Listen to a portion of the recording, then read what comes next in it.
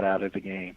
No, some of the stuff we talked about, it's the extremes, those I think kind of come out, but a lot of the average is just the minutiae of a preseason game. And, obviously the big focus on the quarterbacks. I'm telling you, I know what you're probably hearing nationally. I see the narrative that some people are pushing, but I'm right here. And I'm telling you, and I think I'm already starting to see Mike Pettin has got a rebellious streak, man, and I am already seeing it here in this quarterback battle because I think everybody except Mike Pettin expects the Johnny Manziel decision to be done already and him to be the quarterback. Mike Pettin's like, bro, no, like every day these stories will break. Like I'll tell you what, Saturday after the game, halftime of the game, there's already a report out there that Johnny Manziel's now the number one quarterback. He hadn't even finished playing yet, and he's already the new number one quarterback. After the game, the look on Pettin's face was great. He's like, I don't have the slightest clue what you're talking about. Where did that come from? We just finished playing the game.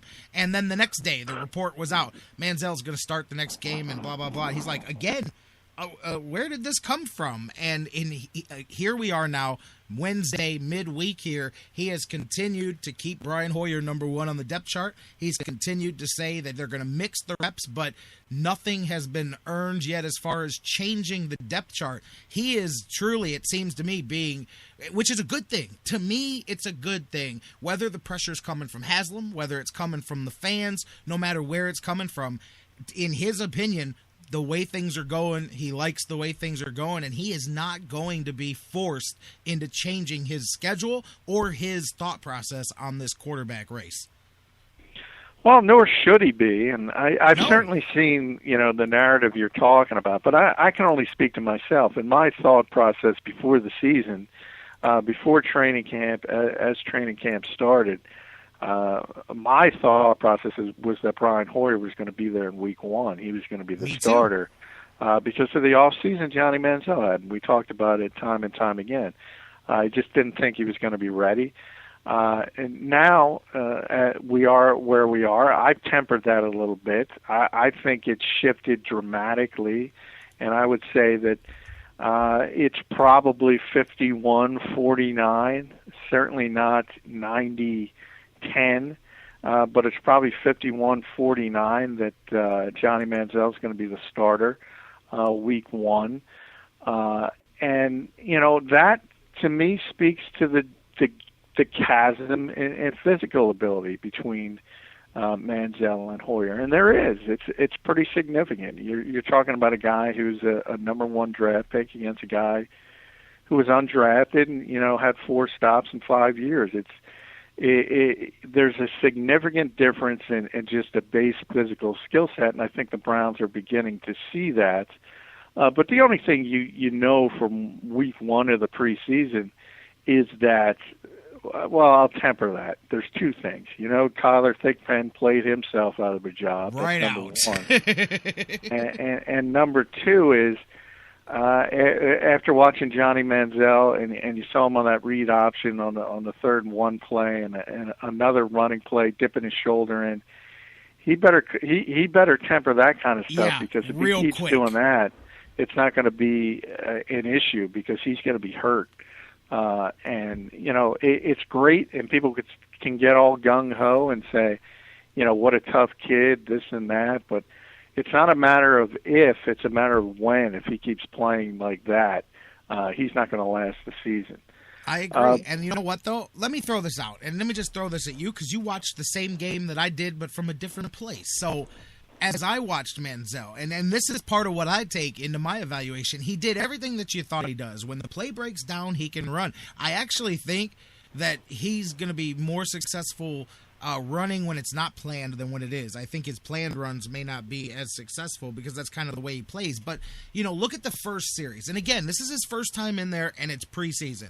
But the first series that he was 3 and out, he was against a higher level of defense than when he came back out in the second half. And as the defensive rotations were going on down the depth chart, Johnny Manziel looked better and better. So while some people will say, hey, he got more comfortable, I can look at the counter side and say, yeah, and the competition got thinner. Now, he was also playing with twos. I get that. But my point is the first time he tried to hit the corner like he was in college, he saw 4 jerseys in front of him and said, damn, they get there faster than I thought they did, man. So, and then he dove in head first, like you said. Now, everybody raves about the one slide. Yeah, Johnny knows how to slide. Well, 2 out of 3 times he didn't. But, and it only takes 1 to end the season. But I just thought that I know he's quick and nimble. He's not the rocket that I think some people think he's, just the fastest quarterback in the world, but he is very nimble and nifty and he can run. I get it. But I think that against the ones, man, it's not coming as easy as people think it's going to. I think them edges are going to get sealed a lot faster. And, just my thing is that I noticed there, even as the caliber of competition lowered, he came out stronger. I'm not saying he can't do it against the ones, and that's why it'll be good to see him and Hoyer split the time with the ones this weekend. But I still think as a quarterback, not as an athlete, not as physical person, as a quarterback, I still think Brian Hoyer gives you your best chance to win starting this season, even though Johnny Manziel's doing everything that you want him to do so that he can succeed Hoyer in that position. Well, there's no question. I agree with you that Brian Hoyer certainly has a better understanding of that offense and a better understanding of NFL offenses in general. I don't think there's any doubt about that, and that's why he's in the conversation. That's the only reason he's in the conversation, I might add. And that's one of the reasons why I think Johnny Manziel did himself a disservice in the offseason by not, coming in and working as hard as he should have. Because I believe if he did, I believe if he hit the ground running, I believe if he was all about, Peyton Manning, eat, sleep, breathe football, I think he would already be the starting quarterback of the Cleveland Browns. I do believe that. I think he was the one who opened the door for Brian Hoyer, and now Brian Hoyer has a chance. So I agree. I agree with that part with you, and I don't think there's any question. You need to see him with the ones, and we'll see that this week for the first time. If they split as they're claiming they will do, you'll get a better indication of how he's able to do. But you're right as far as running the football, and that's where the size comes in. And the slightness of Johnny Manziel, and that's an issue because absolutely, if he keeps dipping that shoulder on those plays, you're right. NFL players are going to be there. It's not going to be like Texas A&M. When he tries to turn that corner, there's going to be people there, and they're going to be waiting to hit him. It's an entirely different animal, and he's going to have to live for another day, so to speak, and kind of give up on plays, whether that's, walking out of bounds, whether that's getting down. It's just the nature of the position today.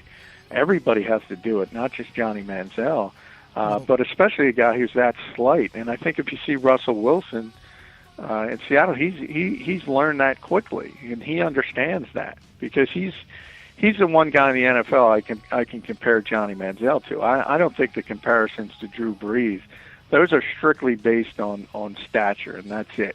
Because Drew Brees is a completely different quarterback. He's a pocket-style quarterback who has been able to understand how to develop throwing lanes despite his life. He's not going to move outside the pocket. So to me, I look at what Johnny Manziel has to emulate, and he has to figure it out and figure it out quickly that at times, NFL people call it hero football. We're trying to make plays on every single play, and at times you got to throw the ball away. At times you got to get down. At times you just got to get your team out of the bad situation, out of the bad play, and just to get to the next play. And he's going to have to understand that it's not the same as Texas A&M.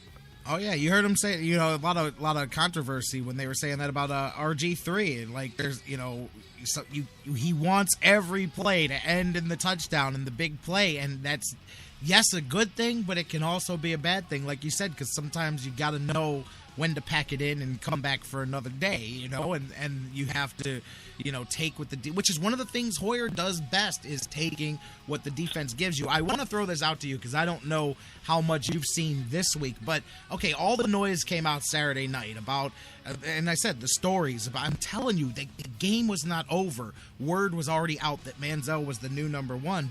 This week, though, has been the counter to that.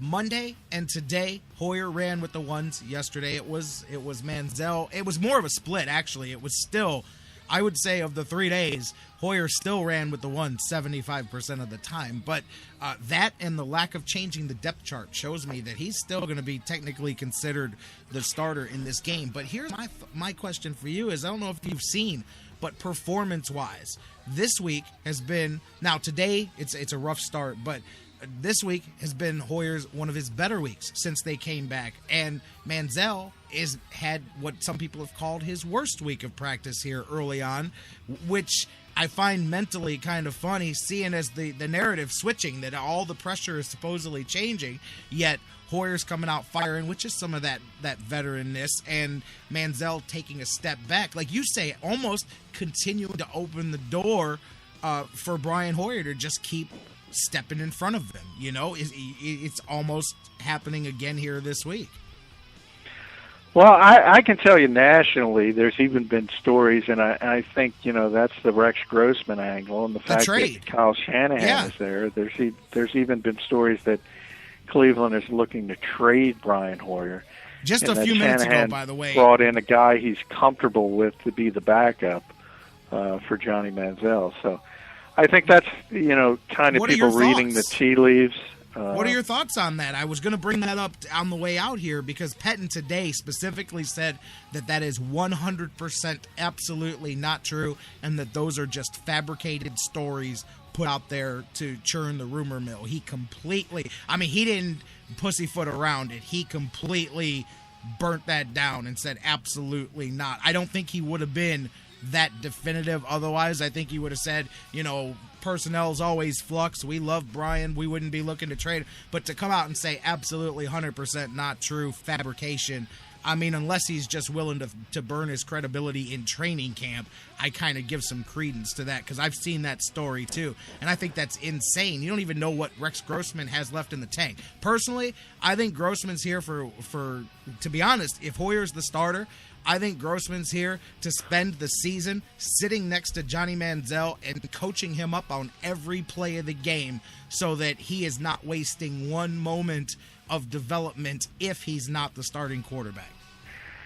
Well, I kind of agree with you, and I saw that Mike Pettin pretty much spiked that, and I was happy to see that because I was like, I talked to somebody who believed that was a sign, and I said to myself, do you have that little respect for Kyle Shanahan to think that Rex Grossman is the answer?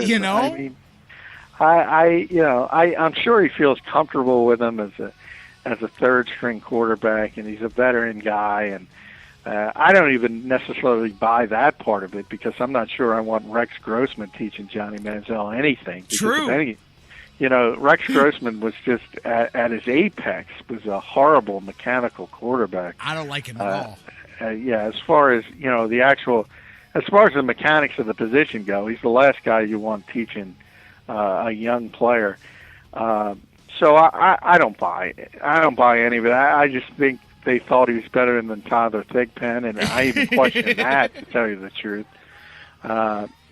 My personal belief is in quarterbacks today in the NFL. When you think about having, 46 guys active on Sunday, I don't understand why anyone carries three quarterbacks. Nope, the majority of teams do, and I don't understand it because generally, if you get to your third quarterback, you're screwed anyway. So my mentality is keep your two quarterbacks and keep a third, a young one, on the practice squad.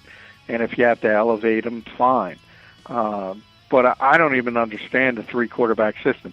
I do get it in a situation in Cleveland because you have the young guy, especially if the young guy is the backup. Then you might want the veteran mentor, as you said, next to him, whispering in his ear every play. trying to teach him what needs to be taught that obviously the coaches can't do because they're in the middle of everything on game day.